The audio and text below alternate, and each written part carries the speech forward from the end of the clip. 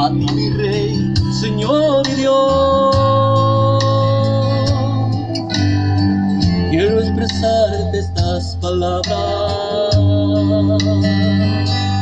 que salen de mi corazón,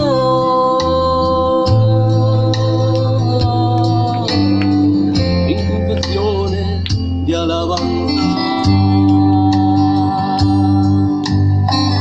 Yo sé que el agua necesita el alimento y el vestido, más, mucho más a ti, Dios. Más que todo tú, Jesús, más que a nadie a ti, Señor, en mi vida una realidad. Ningún otro Dios, solo tú, habitando en mí por siempre. Quiero dar a toda gente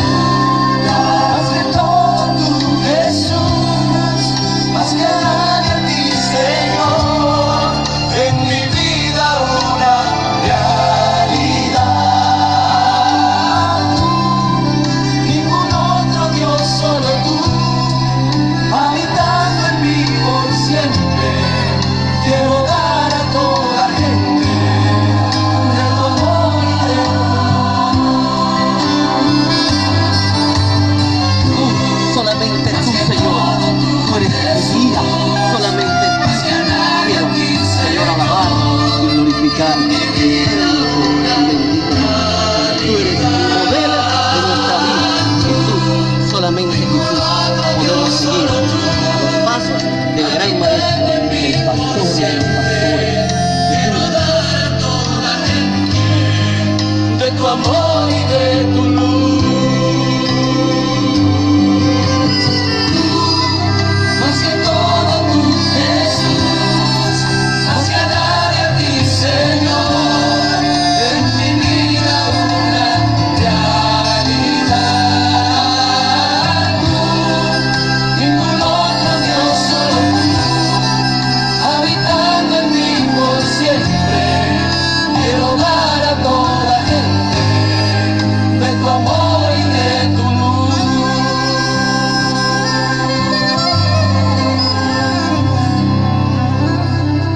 Que arde en mi corazón desde hace mucho. Y también me imagino que en los corazones y en la mente de muchos de los oyentes, la gente que nos ve a través de las redes sociales, la misma pregunta es suscitada. Y es la siguiente: ¿por qué existen tantas religiones si existe solamente un solo Dios? Si hay un solo Dios, ¿por qué existen tantas iglesias? ¿Cuál es la razón de que el mundo cristiano esté dividido si solamente hay un Dios? En San Juan 18:38 le hace la misma pregunta a Jesús. Le dijo Pilato: ¿qué es la verdad? Y cuando hubo dicho esto, salió otra vez a los judíos y les dijo: yo no hallo en él ningún delito. Pero Pilato quiso saber. Existen muchas religiones, muchas iglesias, todas dicen tener a Dios, todas dicen creer en Jesús, todas tienen la Biblia, refiriéndome a las religiones cristianas, las religiones que profesan seguir a Cristo. ¿Cómo yo sé que esa iglesia, que ese grupo religioso promueve al Dios verdadero? Definamos un poquito qué es una iglesia, qué es un grupo religioso. Muchos diríamos, bueno, usted hace la pregunta, ¿qué es una iglesia? Y dice, bueno, la iglesia es el grupo de personas que se reúnen en nombre de Dios y forma ese grupo religioso, y esa es una iglesia. Pero no puede ser la gente, porque Cristo no viene a buscar a todo el que se reúne. Cristo viene a buscar a los que se reúnen que están santificados. Por tanto, el hecho de reunirme en un grupo religioso, en una iglesia, a mí no me capacita ni me hace apto para recibir el reino de los cielos, para ser del cuerpo de Cristo, para ser la iglesia del Señor. Eso no me capacita. Entonces, descartamos que el grupo de personas que se reúne en nombre de Jesús sea la iglesia, aunque sí lo es en cierto modo, pero lo descartamos. También podemos decir que una institución que se legaliza, que tiene un techo, que se prepara y que tiene la forma de iglesia, allí es la iglesia aunque haya un solo miembro. Esa es la iglesia, la institución que está ahí. Pero Cristo no viene a buscar una institución. Cristo no viene a buscar a una estructura física. Por tanto, la definición más acertada de lo que es la iglesia, y para yo entender qué es la iglesia y quién es el grupo que define, o qué es lo que define esa iglesia, es su doctrina.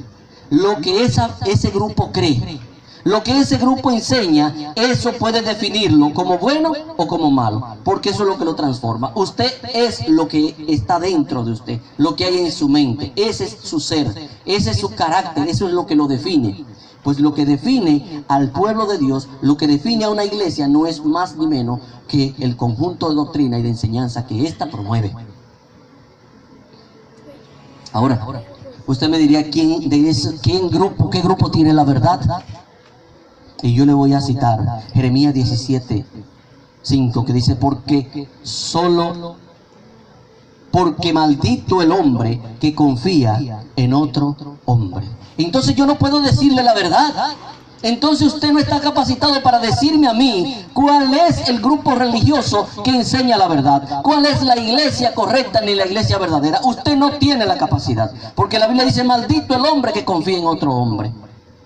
Lamentablemente la obra,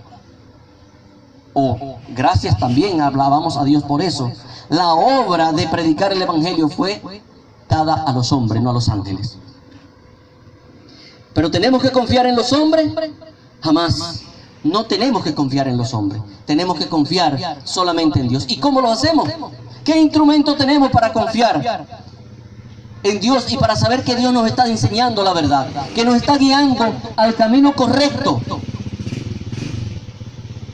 A través de la Biblia, a través de la palabra de Dios. Ella y solamente ella, la Biblia, la palabra de Dios, puede guiarnos hacia el camino correcto. Ella nos puede enseñar a nosotros cuál es la iglesia, qué es una iglesia.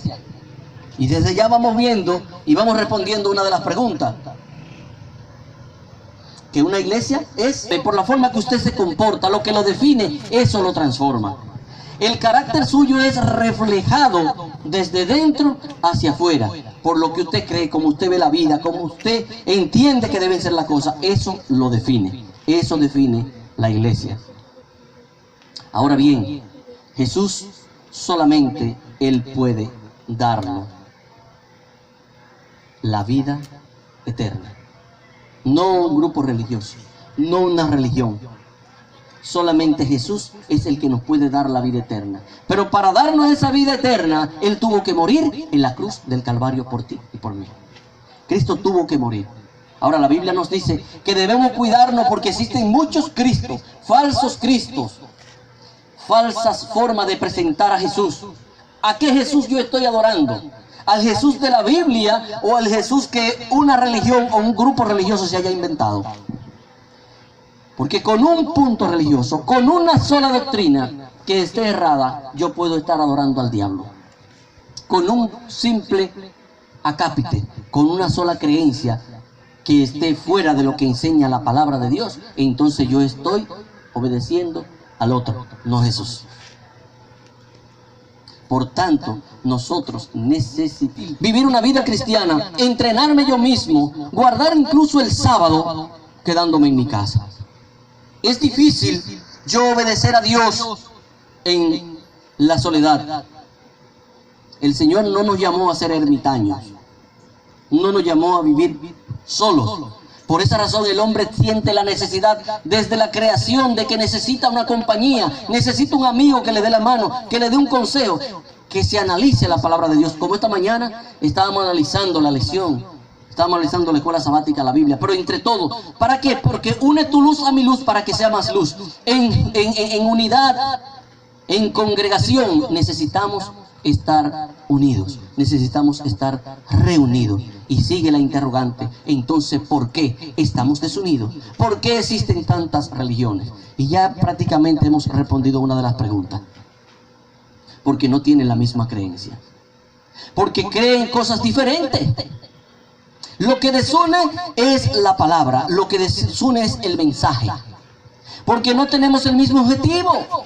Porque yo quiero ir al cielo, pero por este camino, porque entiendo que esto es así, así, así, así, así. Y porque tú entiendes en tu iglesia, en tu denominación religiosa, que eso no es así, sino que es de tal y tal y tal manera. Y el problema está en que yo entiendo, en que yo creo, en que yo pienso. Si la Biblia, en 2 de Pedro 1:20 dice que ninguna profecía de las Escrituras de interpretación privada o personal. El problema está en que tú y yo queremos darle una interpretación a lo que la Biblia dice.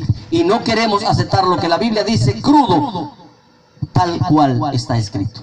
La Biblia es su propia intérprete. Ella misma enseña. Una doctrina que no pueda ser fundamentada en la santa palabra de Dios, que no pueda tener un fundamento en la Biblia, entonces no es una doctrina verdadera. El diablo te trae su doctrina como sándwich. ¿Cómo es que el diablo trae una doctrina como sándwich? El diablo trae dos verdades para en el medio introducirte una mentira. Te trae 99 doctrinas correctas para enseñarte una que esté en error y que te desvíe y te desvincule de lo que es la santa palabra de Dios. Para que te ponga a decir que Dios es malo, que Dios es cruel. Para que te ponga a decir que Dios no es Dios. Para que no lo ensalce a Él, sino que ensalce al enemigo. Cuidado, cuidado con esa doctrina. Dios, en el principio, estaba en armonía con el universo, en armonía con su creación. Cuando Dios creó al ser humano, esta pareja vivía también en armonía, hasta que un día, ¿qué pasó? Se separaron. Cuando se separaron, entonces, ¿qué ocurrió? El diablo pudo engañar a Eva. El diablo pudo engañarla porque estaban ¿cómo? Separados. Ella estaba lejos de su marido. Divide y conquista. Juntos no se puede conquistar. Porque como dije hace un momento, une tu luz a mi luz y entonces será más luz. Con la fuerza que tú me das, cuando yo estoy cayendo, cuando yo estoy frío en el evangelio, cuando mi tizón se está apagando, tú me das un poco de tu fuego y me levanta porque estamos unidos. Pero cuando estamos separados, lamentablemente, somos débiles. Y ya estamos respondiendo una pregunta: ¿por qué existen tantas religiones? Porque al diablo le conviene que estemos desunidos. Porque al diablo le conviene la desunión, le conviene la separación. En el mar, las sardinas, que son peces pequeños y son depredados por otros, nadan en bancos, nadan unidas. Porque así no se la puede comer el tiburón, no se la puede comer el delfín. Sin embargo, ¿qué hacen los delfines? ¿Qué hacen los tiburones? Vea los documentales para que vea cómo ellos comen la sardina. Primero atraviesan por el medio del banco y comienzan a separarla, hasta que éstas están diseminadas en el mar. Entonces ellos comienzan a comer sardinas. ¿Por qué?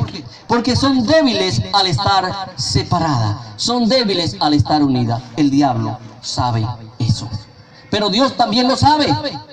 Dios y el diablo saben que en la unión está la fuerza. Y ambos siempre han tratado de mantener unidos cada uno a los suyos y desunir al grupo del otro. Dios lo ha hecho también con Satanás. ¿Para qué? Para vencer, lo estamos diciendo. Dios también lo ha hecho. Recordemos la torre de Sinar. En un lugar llamado Sinar se reunieron. Y leamos un poquito sobre eso. Génesis capítulo 11. Tenía entonces toda la tierra una sola lengua y unas mismas palabras. Y aconteció que cuando salieron del oriente, hallaron una llanura en la tierra de Sinar y se establecieron allí. Y se dijeron unos a otros: vamos, hagamos ladrillos y cozámoslos con fuego. Y les sirvió el ladrillo en lugar de piedra y el asfalto en lugar de mezcla. Y dijeron: vamos, edifiquemos una ciudad y una torre cuya cúspide llegue al cielo. Y hagamos un nombre. ¿Qué vamos a hacer? Un nombre. Por si fuésemos esparcidos sobre la faz de toda la tierra. Y descendió Jehová para ver la ciudad y la torre que edificaban los hijos de los hombres. Y dijo Jehová: he aquí que el pueblo es ¿qué cosa? Es uno. La palabra en hebreo es ejad. El pueblo es ejad. El pueblo es uno, está unido. No significa que es un solo ser, porque la palabra para significar que es un solo ser es Yaquil. Por eso cuando nuestros amigos testigos de Jehová dicen: mira, oye Israel, que tu Dios Jehová uno es. El vocablo hebreo para eso es ejad, no Yaquil. Yaquil es un solo, uno solito, pero ejad es una unidad de mucho, de un conjunto.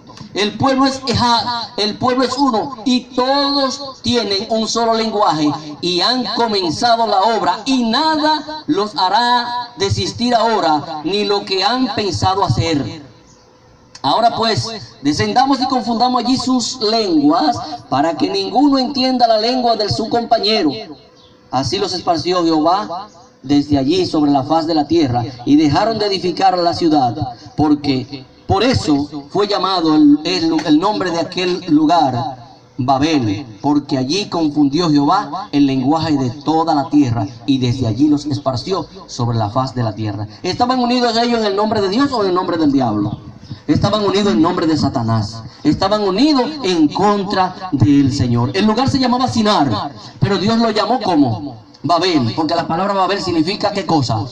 Confusión. Entonces Dios lo dividió y los confundió. ¿Por qué? Porque estaba teniendo éxito la obra del diablo. Estaban unidos con un propósito que no era el propósito de servir a Dios. Ahora, cuando nos unimos con el propósito de servir a Dios, entonces Dios nos apoya. Entonces Dios está con nosotros. Cuando nos unimos con el propósito de llevar hacia adelante, de hacer discípulos, de enseñar a otros lo que la Biblia enseña, entonces Dios nos acompaña.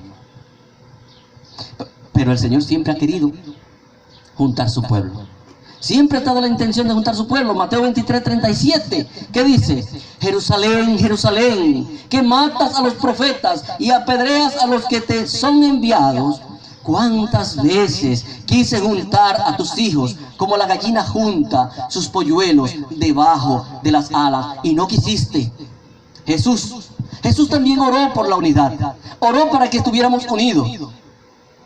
En Mateo 17:21 dice: mas no ruego solamente por esto, sino también por lo que han de creer en mí por la palabra de ellos, para que todos sean uno, como tú, oh Padre, en mí y yo en ti, que también ellos sean uno en nosotros, para que el mundo crea que tú me enviaste.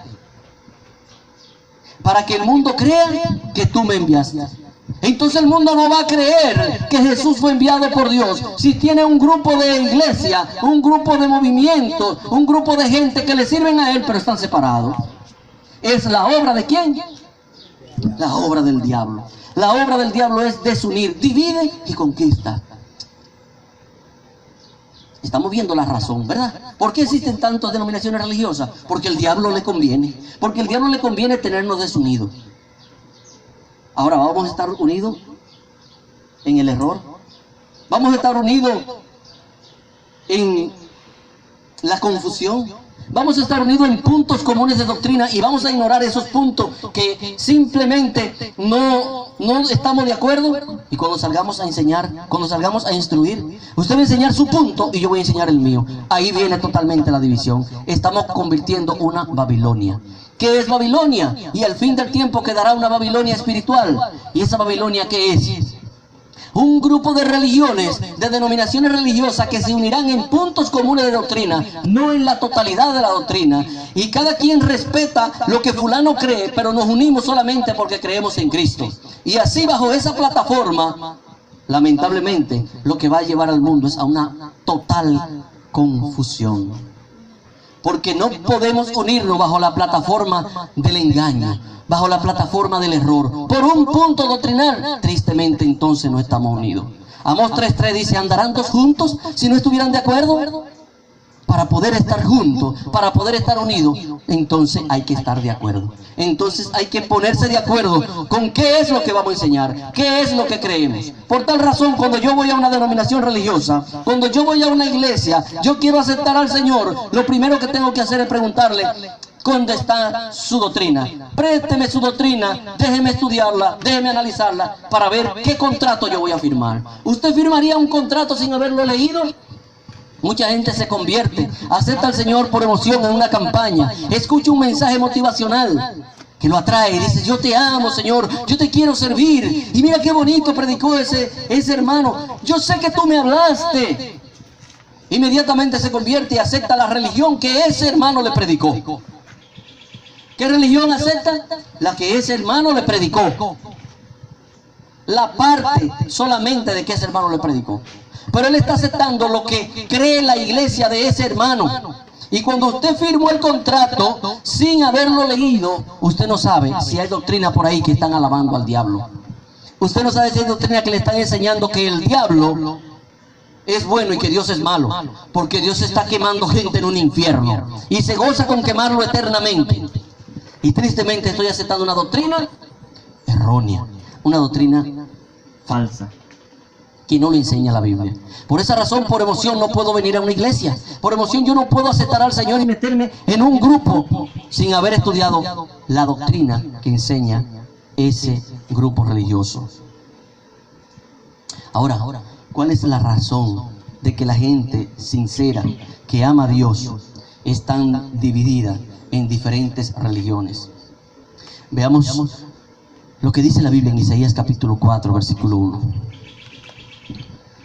Dice, echarán manos de un hombre 7 mujeres en aquel tiempo, diciendo, nosotras comeremos nuestro pan y nos vestiremos de nuestras ropas. Solamente permítenos llevar tu nombre, quita nuestro oprobio.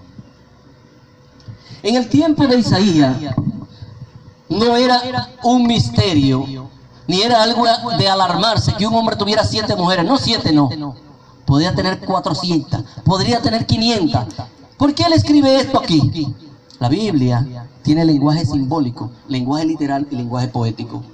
Y la Biblia compara las iglesias, los movimientos religiosos, con mujeres. Cuando utilizamos este texto en orden simbólico, entendemos, echarán mano de un hombre 7 mujeres y le dirán, permítenos llevar tu nombre. Entonces estamos viendo una profecía para nuestros tiempos, porque él dice, en aquel tiempo echarán mano de un hombre 7 mujeres. Y vamos a ver lo que dice, refiriéndonos a mujeres, en Cantares 6:8. También el libro de Cantares fue incluido en la Biblia porque sirve para nuestro día como consejo, sirve para nuestro tiempo como un libro profético también. No porque simplemente quería resaltar esas poesías, esas cosas bonitas. También hay un mensaje aquí de Cristo con la iglesia. Todo lo que hace Salomón con la mujer es una simbología entre Cristo y la iglesia. Cómo la enamora, cómo la busca. Pero dice en Cantares 6:8, dice, 60 son las reinas, 80 las concubinas y las doncellas sin número. Hay una cantidad menor de iglesias establecidas que son mundiales. Hay una cantidad un poquito más grande de iglesias que están surgiendo. De iglesias que no están muy formalizadas, concilio, se mueven y andan creciendo y ganando gente. Pero también hay un sinnúmero de grupitos religiosos, de hermanitos que están en una iglesia y salen y se sienten con fuerza y levantan una iglesita, y el pastor fulano y la iglesia de fulano, y cada uno pretende una iglesia, y están surgiendo sinnúmeros iglesias doncellas, iglesias nuevas, están surgiendo cada día. Mas sin embargo, si definimos un poco lo que dice Isaías, ¿quién es ese hombre? Todos sabemos que ese hombre es Jesús. Echarán manos de un hombre. Y si lo comparamos con esas mujeres, que echarán mano de un hombre 7 mujeres. La palabra 7, el número 7 es plenitud. De echarán mano de un hombre 7 mujeres. La totalidad de las iglesias, los movimientos religiosos, echarán mano de ese hombre que es Jesús y le dirán: permítenos llevar tu nombre. Yo quiero llevarme Iglesia de Dios de la Profecía, Iglesia de Dios Santísimo, la Iglesia de Dios Evangélica, la Iglesia de Dios Misionera, la Iglesia de Dios qué sé yo qué, y tantas iglesias y tantos nombres. Pero solamente, ¿qué queremos? ¿O qué quieren los movimientos religiosos? El nombre de cristiano, el nombre de llamarse Jesús. Somos cristianas y tenemos a Jesús como líder y capitán. Pero nosotras no queremos comernos tu pan. Nosotros no vamos a comer nuestro propio pan. Nuestra propia enseñanza la vamos a elaborar nosotras y se la vamos a enseñar a nuestros miembros, como nosotros queremos. La doctrina la vamos a enseñar nosotros. Tenemos una doctrina elaborada, un pan. Tú no nos tienes que dar ese pan. 7 mujeres. La totalidad de las iglesias quieren hacer ¿qué cosa? Tener el nombre de Jesús, llamarse cristiana y elaborar su propia doctrina, no tomar la doctrina de Cristo. Pero más aún, dice que ellas vestirán ¿qué cosa? Su propio vestido. Nosotros no queremos el vestido que tú nos vas a dar. Nosotras vamos a elaborar nuestro propio vestido. Nos vamos a poner nuestra propia ropa. No queremos tu justicia. ¿Qué es el vestido? La justicia. El vestido que Cristo nos da, la justicia. Su santa ley, los 10 mandamientos. Cristo nos justifica y nos coloca como guardadores de sus mandamientos, como seres regidos por su palabra y por sus mandamientos.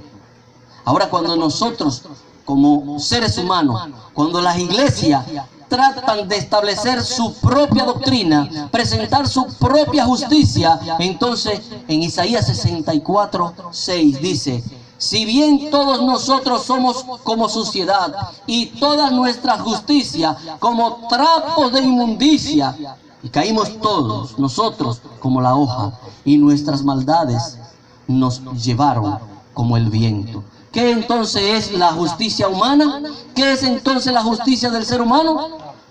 Justicia propia. ¿Y la justicia propia cómo la considera Dios? Como trapo de inmundicia. Entonces, ¿cuál es el pueblo de Dios? ¿Cómo nosotros identificamos el pueblo que está enseñando lo correcto? ¿Cómo nosotros sabemos en esta confusión, en este mundo donde hay tantas religiones, donde hay tantas iglesias, quién está enseñando la verdad? ¿Cómo yo elijo bien? ¿Cómo yo puedo agregarme a un grupo? Porque dice la Biblia, no es bueno que el hombre esté solo. Yo tengo que estar con alguien, yo tengo que reunirme, yo tengo que tener el apoyo humano para poder llevar el evangelio, para poder llevar este mensaje al mundo. Necesito la mano de mi hermano. Ahora, el Señor Jesús dice en Cantares 6:9: mas una es la paloma mía, la perfecta mía, es la única de su madre, la escogida de la que la dio a luz. La vieron las doncellas y la llamaron bienaventurada, las reinas y las concubinas y la alabaron. 2 Corintios 11:2 dice: porque os celo con celo de Dios, pues os he desposado con un solo esposo, para presentaros como una virgen pura a Cristo. El Señor considera a su iglesia, el Señor considera a su pueblo como una virgen, ¿cómo? Pura. Porque hay vírgenes que no son puras. Se llaman vírgenes pero no son puras. Entonces el Señor considera a su pueblo como una virgen pura. ¿Pura en qué? porque no se viste con la vestimenta que ella elabora, porque no usa el pan que ella misma elabora, sino que deja que Jesús la alimente con su palabra y se viste con la justicia de Cristo. Por eso ese pueblo obedece los 10 mandamientos. Por eso ese pueblo presenta la santa ley de Dios. En Efesios 5:27 también dice: a fin de presentaros a sí mismo una iglesia gloriosa, que no tuviese mancha ni arruga, ni cosa semejante, sino que fuese santa y sin mancha. ¿Por qué la iglesia puede ser santa y sin mancha? En sus miembros. Los miembros son defectuosos. Siempre está entrando gente a la iglesia que tiene defecto, que peca, que caemos, que fallamos. Pero sin embargo, hay una pureza. ¿Dónde tiene que estar la pureza? La pureza tiene que estar en la doctrina, en lo que ese grupo enseña, en lo que ese movimiento religioso está enseñando. Ahí aparece la doctrina, ahí aparece la pureza de esa virgen. Puedo llamarme virgen, puedo tener el nombre de cristiano, pero ¿qué estoy enseñando al mundo? ¿Qué estoy proyectando ante el mundo? ¿Cuánto grupo tiene Dios? ¿Cuánta iglesia tiene? Una unida. ¿Unida en qué? En su doctrina y en su enseñanza. Ahora hay dos mujeres que presenta la Biblia. Una que es pura y una que es impura. Eso es lo que queda al final. Dos grupos religiosos. Una que es ramera, que también tiene muchas hijas. Esa ramera es una mujer, ha parido y tiene muchas hijas. Y representa una iglesia. Vimos que la mujer es representada, o mejor dicho, la iglesia es representada por mujeres en la Biblia. Entonces vemos una mujer que pare y tiene muchos hijos. Pero tenemos una que es virgen y es pura. Dice en Apocalipsis 17:3: y me llevó en el espíritu al desierto, y vi a una mujer sentada sobre una bestia escarlata, llena de nombre de blasfemia, que tenía 7 cabezas y 10 cuernos. Y la mujer estaba vestida de púrpura y escarlata, y adornada de oro, de piedra preciosa y de toda perla, y tenía en su mano un cáliz de oro lleno de abominaciones de la inmundicia de su fornicación, y en su frente un nombre escrito, un misterio: Babilonia la grande, la madre de todas las rameras. Si definimos estos conceptos, para entenderlo no podemos nosotros darle una explicación. La Biblia tiene que decirlo. Y le cito Daniel 7:23. ¿Qué es la bestia? La bestia es un poder político. La bestia es un gobierno, la bestia es un reino. Y vemos una mujer que es una iglesia montada encima de una bestia que es un gobierno. Y entonces, analizando desde ahí, vamos a ver quién es la gran ramera de Apocalipsis capítulo 17. ¿Qué movimiento religioso está instalado en un palacio de gobierno? ¿Quién es el poder ejecutivo? Presidente. Poder judicial, poder ejecutivo. Tenemos el poder ejecutivo, que es el presidente, que es el líder máximo. En Roma, solamente en Roma, es la única parte del mundo que tenemos un sistema religioso que cumple con estas características. El Papa, cuando va y visita los países, no lo visita como líder religioso.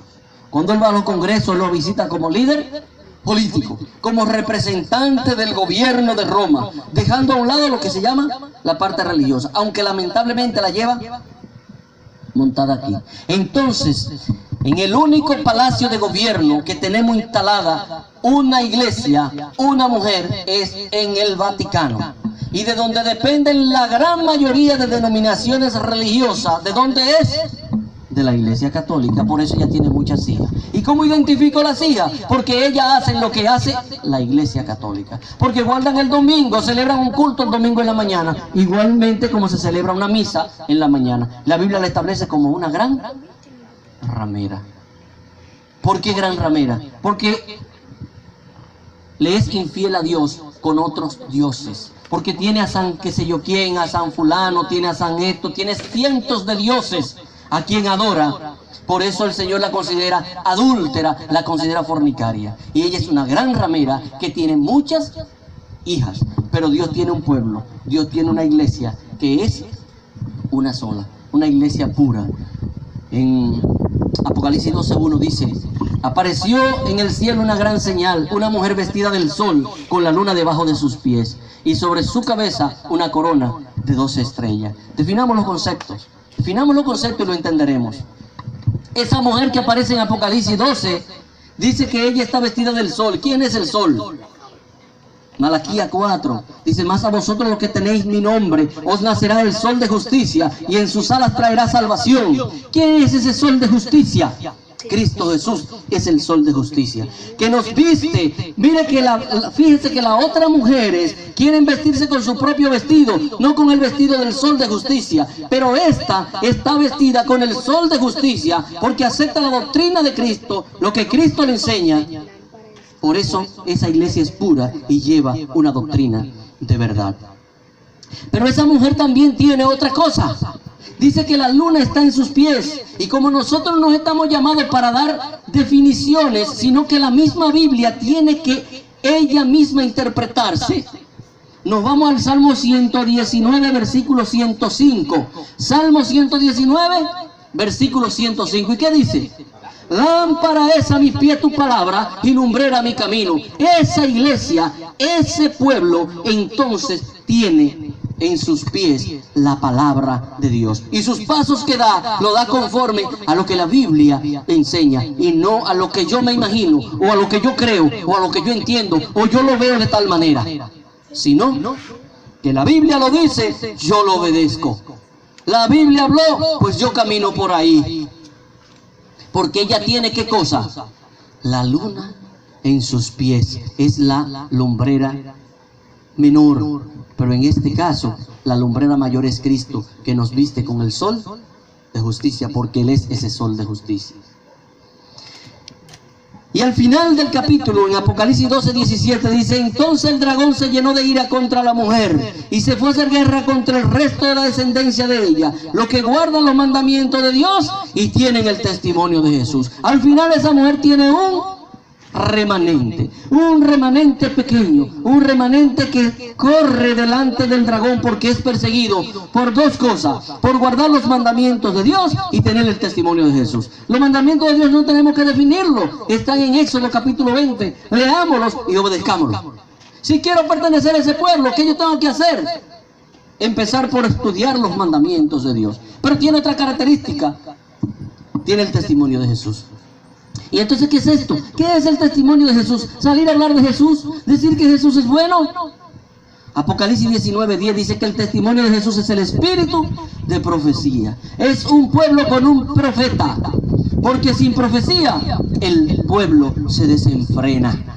Es un pueblo que tiene la profecía, que le da una connotación correcta a la profecía, porque a través de la Biblia, la santa palabra de Dios, y con la iluminación del profeta de Dios, entonces ese pueblo puede seguir pasos firmes y pasos seguros. Tiene dos cosas: guarda los mandamientos de Dios y tiene el espíritu de profecía.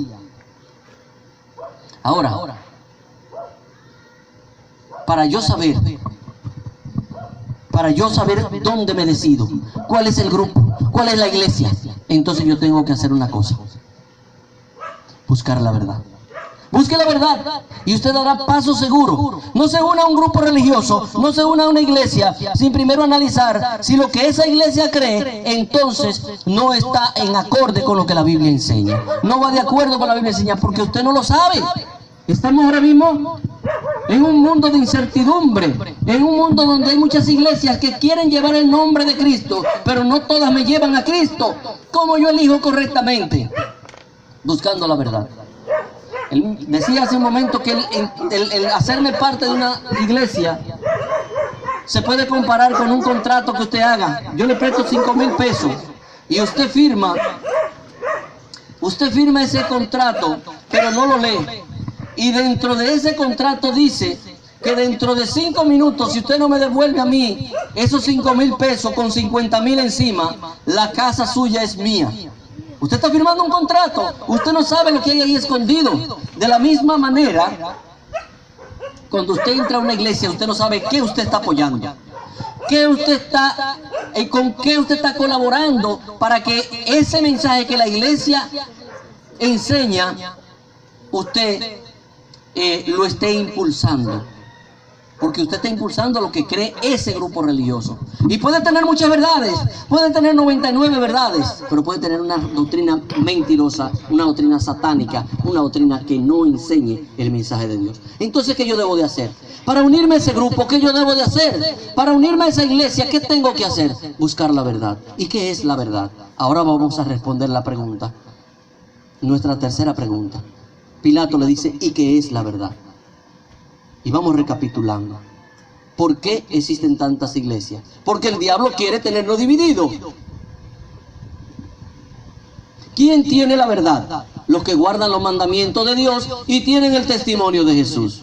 En la iglesia que es perseguida por el dragón, tiene la verdad. Por tener la verdad, entonces es perseguida. Ahora, ¿qué es la verdad? Y ahora vamos a entender qué es la verdad para saber quién tiene la verdad. Y hay 5 verdades en la Biblia que son irrefutables. La primera verdad: Dios el Padre es la verdad. Dice Santiago 1:17, toda buena dádiva y todo don perfecto desciende de lo alto, del Padre de las luces, en el cual no hay mudanza ni sombra de variación. Por eso Dios el Padre es la primera verdad que vamos a encontrar en la Biblia. La Biblia se compone de 5 verdades, solamente 5 verdades, y esas 5 verdades son irrefutables, y una iglesia tiene que tener esas 5 verdades en alto para ser el pueblo de Dios. Sumándose, claro está, muchísimos estudios, muchísimos mensajes, muchísima predicación, pero todo tiene que girar en torno a ¿qué? A esas 5 verdades. ¿Cuál es la segunda verdad que vemos aquí? San Juan 14:6. Jesús le dijo, yo soy el camino y la verdad y la vida, nadie viene al Padre si no es por Él. Un movimiento religioso que no me tiene a Jesús como Dios, que me dice que Jesús es Dios, que Jesús tiene la misma capacidad y la misma altitud que el Padre, entonces el movimiento religioso no me está enseñando la verdad, porque Jesús también es la verdad. ¿Qué otra verdad? El Espíritu Santo es la verdad. San Juan 15:26 dice, pero cuando venga el Consolador, a quien yo os enviaré del Padre, el Espíritu de verdad, el cual procede del Padre, Él dará testimonio acerca de mí. Entonces tenemos 3 verdades.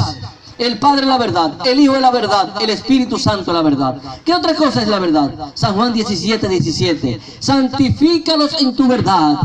Tu palabra es la verdad. La Biblia, la autoridad máxima, tiene la verdad.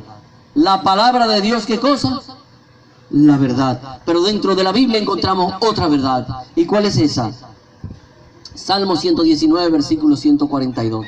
Dice, tu justicia es justicia eterna y tu ley es la verdad. Entonces tenemos las 5 verdades. La primera, el Padre es la verdad. La segunda, el Hijo es la verdad. La tercera, el Espíritu Santo es la verdad. Tenemos que tener un pueblo que crea en el Padre, que crea en el Hijo y que crea en el Espíritu Santo como Dios eterno.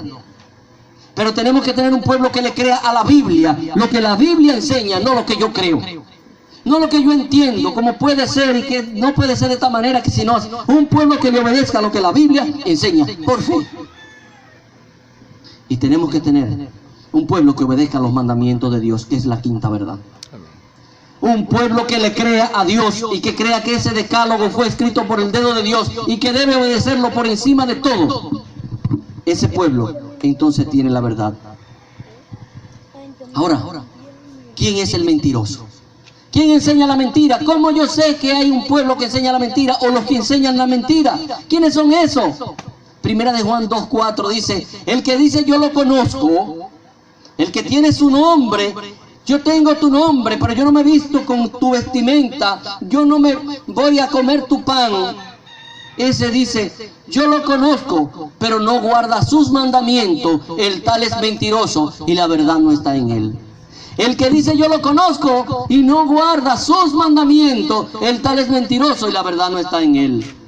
Y dice San Juan 8:44, vosotros sois de vuestro padre el diablo, y los deseos de vuestro padre el diablo queréis hacer. Él ha sido homicida desde el principio y no ha permanecido en la verdad, porque no hay verdad en él. Cuando habla mentira, de suyo habla, porque es mentiroso y padre de mentira. Tristemente, mis hermanos, existen muchas religiones, existen muchas iglesias. Todas dicen tener la verdad. Mas, sin embargo, Dios tiene un pueblo que enseña la verdad. Porque como el diablo tiene su pueblo, también Dios tiene el suyo. Dios tiene su pueblo que no será vencido.